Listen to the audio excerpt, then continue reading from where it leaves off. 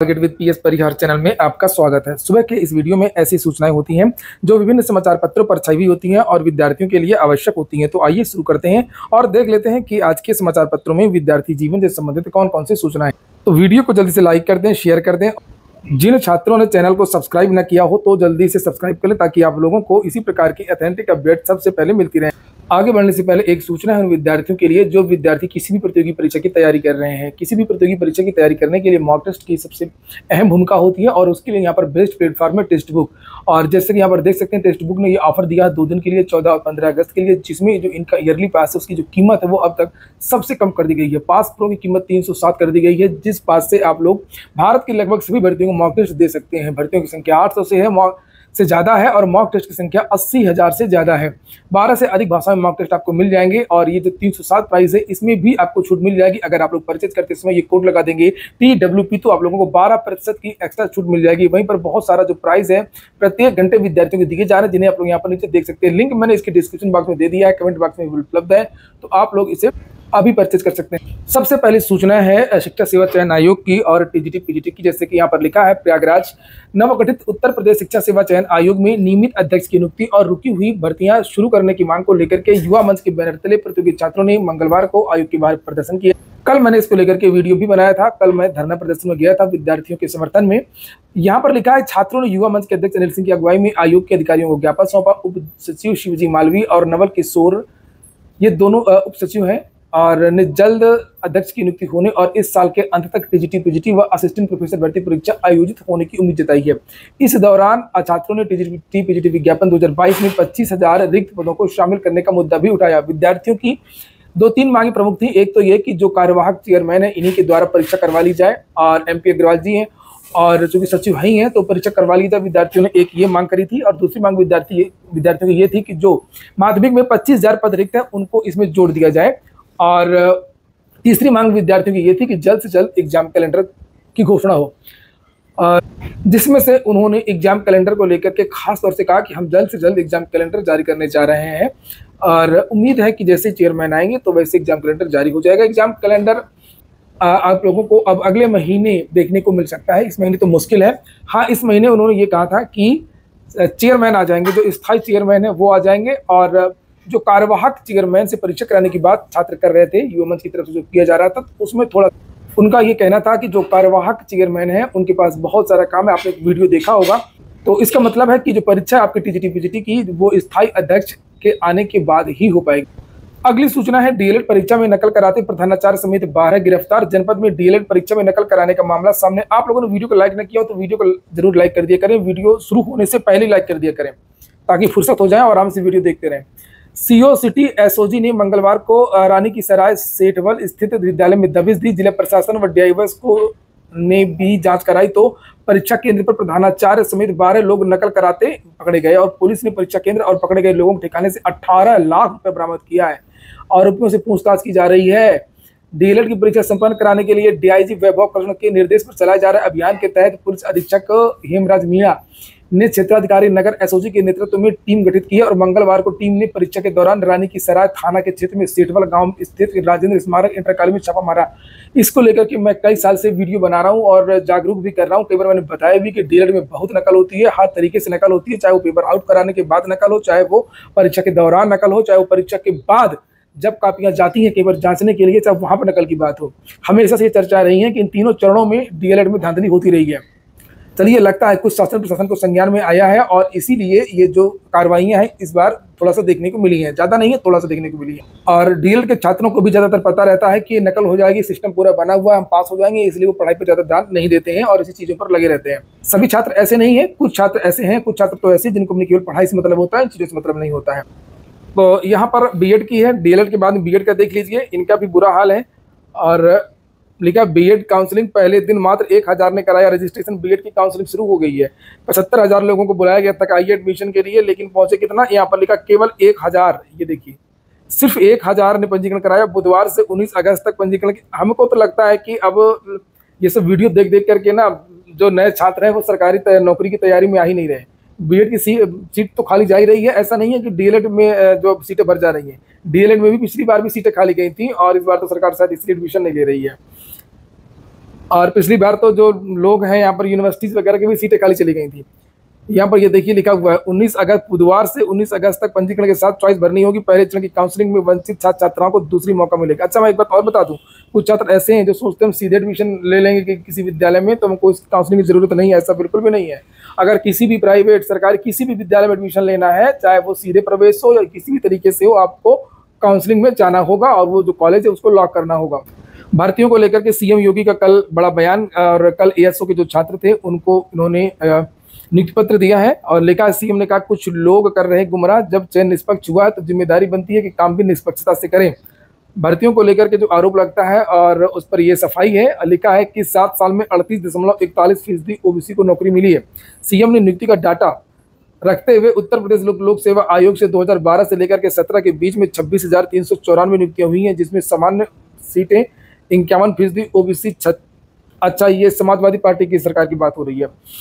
26% और एससी के 21%, एसटी के 1.24% युवा चयनित हुए थे। 2017 के बाद से आयोग के माध्यम से 46,675 भर्तियां हुई।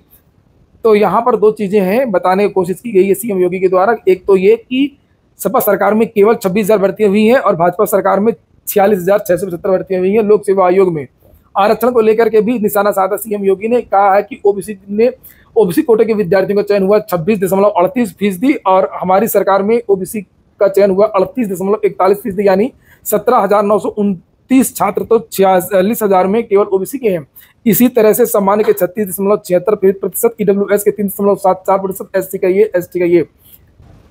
अधीनस्थ सेवा चयन आयोग के बारे में भी डिटेल में बताया इन्होंने कि अधीनस्थ सेवा चयन आयोग के 2012-17 के बीच में कुल 19,312 का ही चयन हुआ, जबकि 2017 से लेकर के 24 तक 42,409 से अधिक युवा चयनित हुए। सीएम ने कहा 7.5 साल में करीब 6.5 लाख युवाओं को नौकरी मिली है। संविदा से 3,75,000 से अधिक युवाओं को नौकरी से जोड़ा गया है। यही कारण है कि 2016 में प्रदेश की बेरोजगारी दर 16% थी, वो घट करके अब केवल 2.4% रह गई है।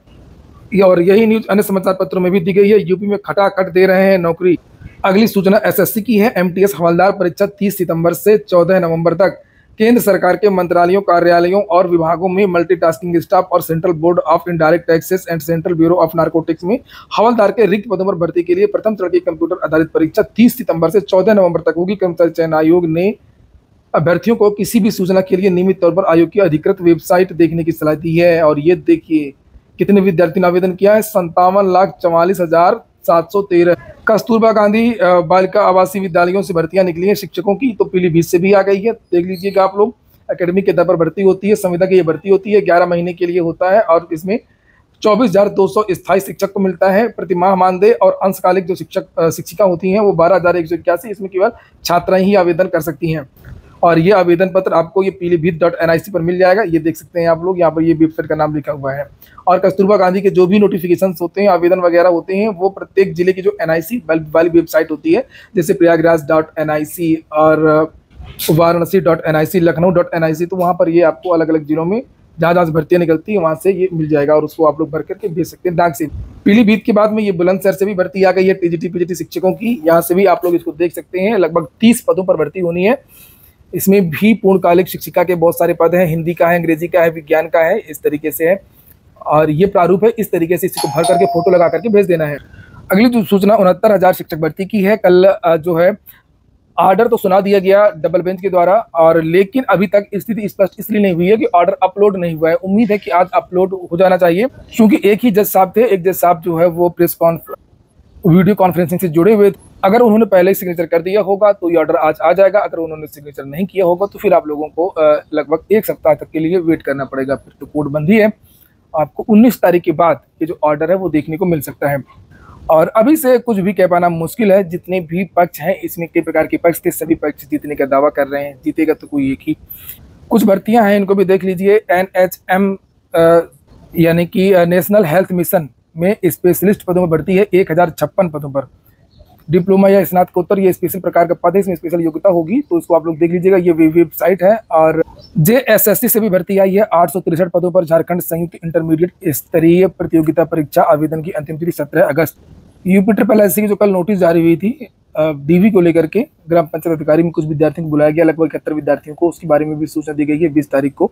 अधीनस्थ सेवा चयन आयोग की ओर से ग्राम पंचायत अधिकारी, ग्राम विकास अधिकारी, समाज कल्याण पर्यवेक्षक के विभिन्न पदों के लिए भर्ती प्रक्रिया की फरवरी में 4065 अभ्यर्थियों का परिणाम व कट ऑफ जारी किया जा चुका है। साथ ही अभिलेख परीक्षण भी कराया गया है। आयोग के सचिव अवनीश सक्सेना ने बताया कि 71 अभ्यर्थियों की अनुपूरक सूची व पुनरीक्षित कट ऑफ जारी की गई है और इन अभ्यर्थियों का अभिलेख परीक्षण आयोग की लखनऊ स्थित कार्यालय में 20 अगस्त को सुबह 10 बजे आयोजित किया गया है। एसएससी ने भी नोटिस जारी की थी हवलदार भर्ती एमटीएस वाला, और इसकी परीक्षा 30 सितंबर से शुरू होगी।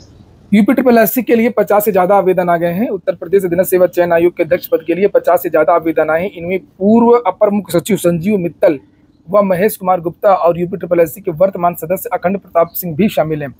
कुछ समय पहले यूपी SSSC के अध्यक्ष प्रवीर कुमार ने इस्तीफा दे दिया था। हालांकि उनका कार्यकाल दिसंबर 2024 तक था। आयोग के वरिष्ठ सदस्य ON सिंह को कार्यवाहक अध्यक्ष बनाया गया है। इसके साथ ही नियुक्ति विभाग ने पूर्णकालिक अध्यक्ष के चयन के लिए आवेदन मांगे थे। शासन के सूत्रों के मुताबिक इस पद के लिए आए 50 आवेदनों में से 2-3 सेवानिवृत्त जज भी शामिल हैं।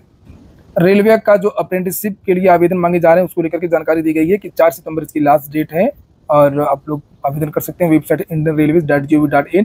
IBPS से जो भर्ती आई है 896 पदों पर स्पेशलिस्ट ऑफिसर की किसी भी मान्यता प्राप्त विश्वविद्यालय से अगर आप स्नातक हैं तो आवेदन कर सकते हैं। वेबसाइट है ibps.in। टीजीटी पीजीटी को लेकर के एक और भी सूचना यहाँ पर दी गई है। वर्ष के अंत तक टीजीटी पीजीटी और असिस्टेंट प्रोफेसर भर्ती का आश्वासन यहाँ पर देख सकते हैं लिखा हुआ है। एक कल के धरने के बारे में ही जानकारी दी गई है। ये देखिए, प्रशिक्षित स्नातक शिक्षक एवं प्रवक्ता संवर्ग और असिस्टेंट प्रोफेसर भर्ती सहित कुछ और मांगों को लेकर के उत्तर प्रदेश शिक्षा सेवा चयन आयोग पहुंचे प्रतियोगियों ने उप सचिव श्री मालवी और नवल किशोर को संयुक्त रूप से ज्ञापन दिया और उप सचिव ने आश्वासन दिया कि वर्ष के अंत तक विज्ञापित पदों की परीक्षा कराई जा सकती है और प्रतियोगियों की मांग पर यह भी भरोसा दिया गया कि जल्द ही आयोग को नियमित अध्यक्ष मिल जाएंगे। युवा मंच के अध्यक्ष अनिल सिंह की अगुवाई में पहुंचे प्रतियोगियों ने टीजीटी पीजीटी 2022 में 25,000 और रिक्त पदों को शामिल करने की मांग रखी थी। अधिकारियों ने बताया कि इस पर निर्णय शासन स्तर पर ही लिया जा सकता है। साथ ही ये भी जरूर कहा कि शासन के निर्देश के अनुरूप रिक्त पदों को भरने के लिए लंबित भर्तियों को पूरा करने के उपरांत नई प्रक्रिया शुरू होगी। ज्ञापन में परीक्षा कैलेंडर जारी किए जाने, प्राथमिक विद्यालयों, तकनीकी संवर्ग और अल्पसंख्यक विद्यालयों में शिक्षकों के खाली पदों को तत्काल विज्ञापित करने की मांग की गई है। ये हो गया आज का वीडियो को अच्छा लगा हो, पे काम का हो तो वीडियो को लाइक कर। जिन छात्रों ने चैनल को सब्सक्राइब न किया हो सब्सक्राइब कर लें। पूरा वीडियो सुनने के लिए बहुत बहुत धन्यवाद।